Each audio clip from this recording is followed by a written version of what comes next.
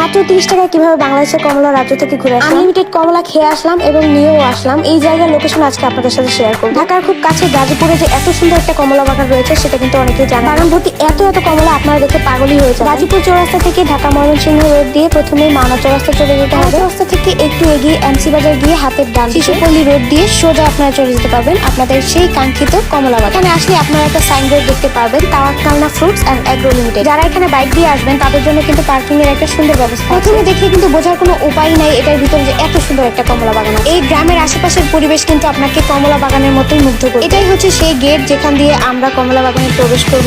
এখানে কিন্তু কমলা বাগান ছাড়াও প্রথমে আপনারা দেখতে পাচ্ছেন এখানে কিন্তু আঙ্গুরেরও একটা গাছ রয়েছে। আর হ্যাঁ, এটা কিন্তু শুধু কমলার বাগান না, এটা কিন্তু আমেরও বাগান। আমের সিজনে আসলে কিন্তু এখানে আপনারা আমও খেতে পারবেন। তো ঢুকেই কিন্তু আমরা এখানে সুন্দর একটা ছাউনি দেখতে পাচ্ছি। এখান থেকে 30 টাকা করে পার পার্সন টিকিট কেটে কিন্তু আমাদেরকে ভিতরে যেতে হয়েছে। বাংলাদেশের দার্জিলিং আর কাশ্মীরের মতো এত সুন্দর কমলা বাগান দেখার ভাগ খাওয়ার সুযোগ করে দেওয়ার জন্য তাওয়াক্কালনা ফ্রুটসকে অনেক ধন্যবাদ। না বললে কখনো কেউ বিশ্বাসই করবে না যে এটা আমাদের বাংলাদেশের গাজীপুরে অবস্থিত। প্রতিটা গাছ ভর্তি এরকম শত কমলা ধরে আছে। এটা যে কতটা চোখের আর মনের শান্তি আপনারা না গিয়ে দেখতে কখনোই বিশ্বাস করবেন। ভিতরে গিয়ে আমার মনে হচ্ছিল যে আমি মনে হয় দার্জিলিং অথবা কাশ্মীরের ভিতরে চলে আসছি। আর এই বাগানের ভিতরে যে স্টাফ গুলো ছিল তাদের ব্যবহারও খুবই ভালো ছিল, তারা খুবই আন্তরিক ছিল। দার্জিলিং অথবা কাশ্মীরের একটা ফিল নেওয়ার জন্য কিন্তু আপনারা এই বাগানে একবার হলেও অন্তত এসে ঘুরে যেতে পারেন। আর এখান থেকে কিন্তু আপনারা চাইলে নিজের হাতে পেরে কমলা খেতে পারেন। এখানে যারা এই বাগানের দায়িত্বে রয়েছে তাদেরকে বলে আপনি নিজে ছিঁড়ে কমলা কিন্তু টেস্ট করতে পারেন। নিজের হাতে এত সুন্দর একটা বাগানের গাছ থেকে